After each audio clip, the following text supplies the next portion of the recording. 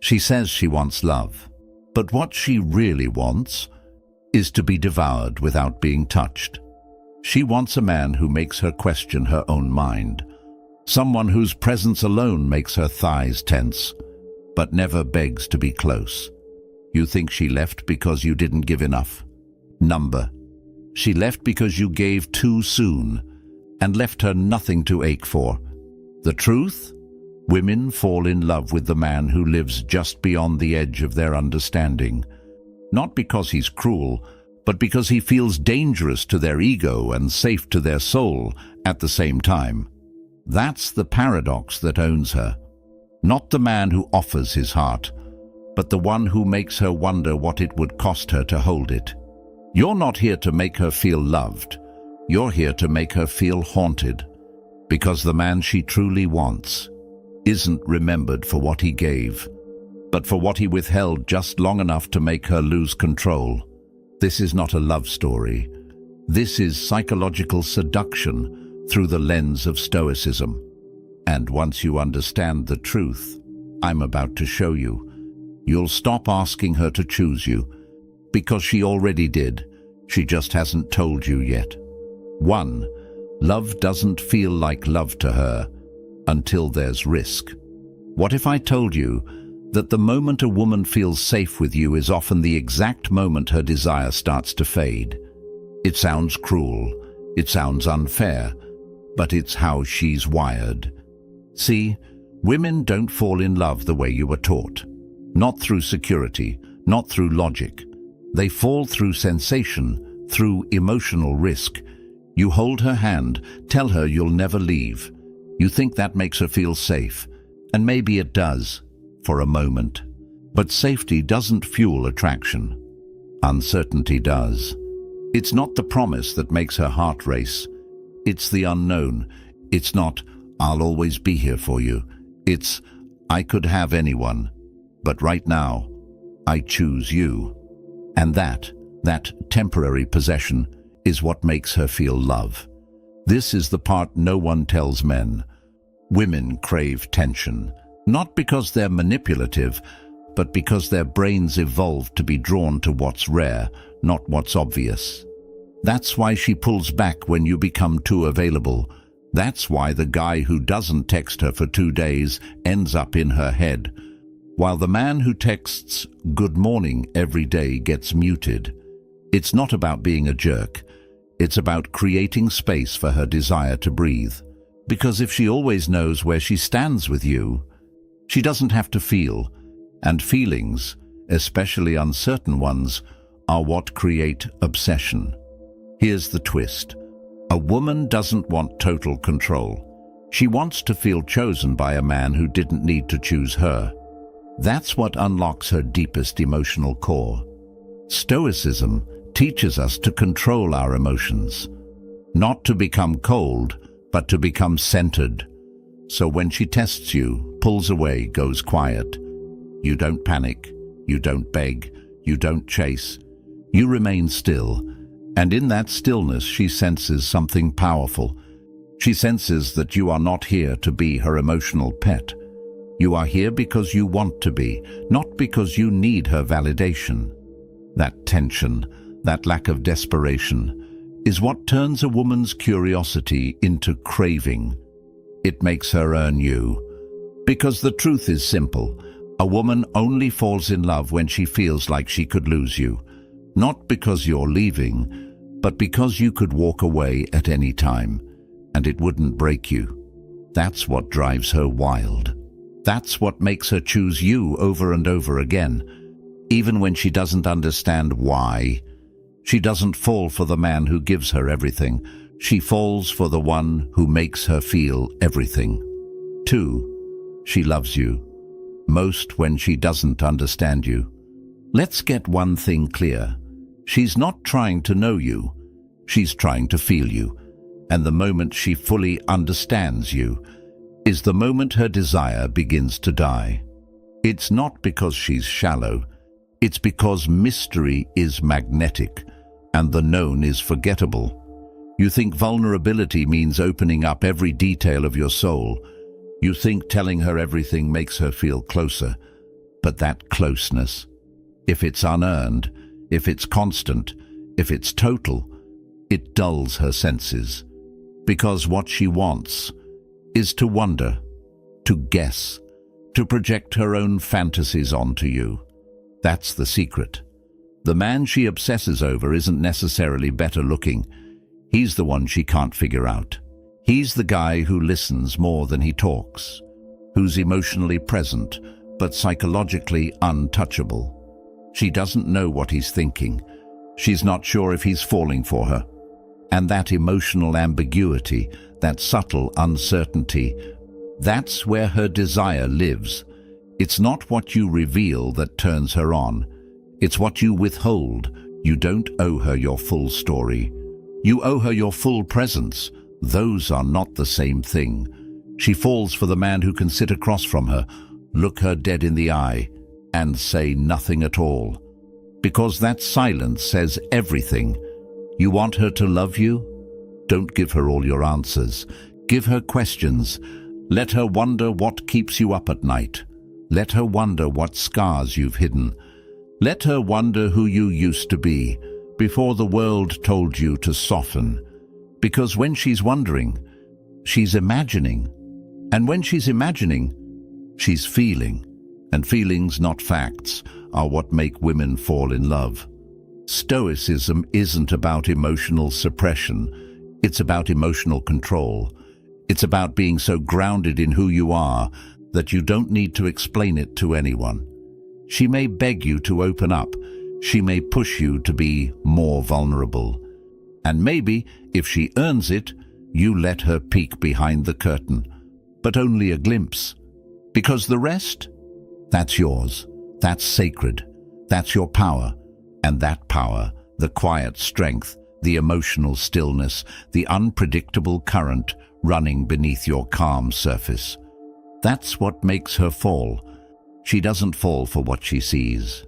She falls for what she can feel, but can't name. You become not just a man, but a myth. A living mystery she wants to solve, but hopes never ends. And in that endless pursuit, she falls deeper than she ever meant to. 3. She wants to submit, but only to a man who doesn't need her. Let's shatter the illusion right now. The modern world tells you women want equality in love. They don't. What they want, what they fantasize about, is to surrender to a man who doesn't need them, not a weak man who dominates to hide his fear, but a stoic man who leads with silence, certainty, and purpose. A man who could walk away at any moment, but doesn't. Not because he needs her, but because he chooses her. That's the deepest desire inside a woman, to give herself completely, to someone who doesn't demand her, to someone who doesn't need her validation, her attention, or her constant affection, but still draws it out of her, without trying. Because when a man doesn't need her, she knows he isn't playing games, he isn't performing, he isn't adjusting himself to be picked, he's living. And if she wants to be part of that life, she must align herself with his gravity. That's when submission becomes natural. Not in the way most men think, not through control or fear, but through emotional dominance, through presence, through a power so calm and unmoved that her nervous system relaxes into his. You think women fall in love with guys who treat them like queens. They don't. They fall in love with the man who treats himself like a king and invites her into the castle, but never begs her to stay. There's something animal in her, something ancient, that's drawn to this imbalance of emotional power. She wants to be conquered, not physically, not violently, but spiritually. She wants to feel his hand on her lower back and melt. She wants to argue and lose. She wants to fight for his attention and earn it, because that earning is where her obsession is born.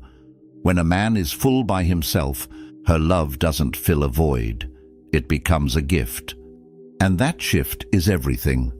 Because most men love women to fill something, to escape loneliness, to feel important. to fix the hole in their chest. But a stoic man? He's already whole. She's not the missing piece. She's the fire he allows to burn beside him, and that burns her deeper than anything else. You want her to submit? Not in words, not in obedience, but in surrender. Surrender of her pride, her games, her control. Then be the man who doesn't flinch when she pulls away. Be the man who doesn't break when she tests you. Be the man whose value comes from his direction, not her attention. Because when she sees you're already fulfilled, already centered, already home in your own skin, that's when she lets go of control. That's when she stops trying to lead. That's when she melts into you. Not because she has to, but because she wants to. And that want, that hunger, is the most intimate power you'll ever possess. 4.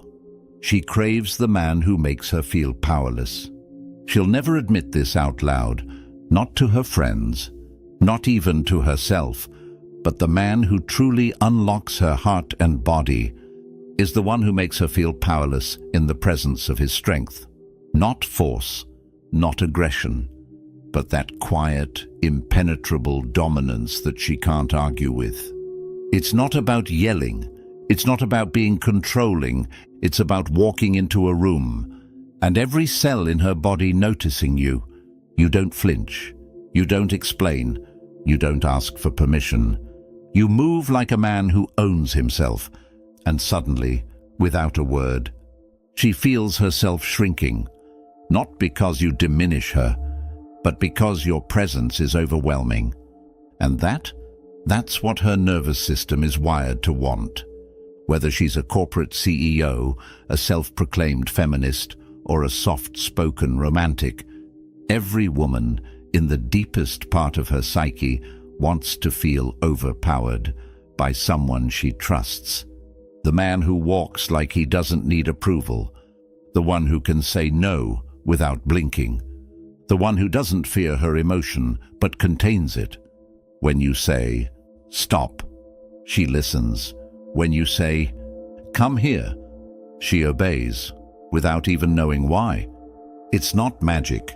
It's biological polarity. Her feminine energy wants to flow, but it can only flow when it finds a man strong enough to hold it. Not control it, hold it. Like a mountain holds the storm. Still, unmoved, present. This is what turns women on in ways they don't even understand. The man who makes decisions, who speaks with finality, who doesn't second-guess himself or check her face for approval. Because in that certainty, she relaxes, she softens, she stops leading, and starts feeling. And those feelings, they become devotion. But here's the secret. This kind of power isn't something you act. It's not alpha male cosplay. It's not pickup tricks. It's real, and it comes from discipline, from purpose, from building yourself until you no longer need to be seen. Only then can she fall in love with the man who walks in and silently says, "I don't need your world. I am the world." She wants to drown in that kind of man, to surrender to that kind of gravity, to belong to that kind of depth, because when she feels powerless, not in fear but in fascination, that's when she feels most feminine, and that's when love becomes worship. 5.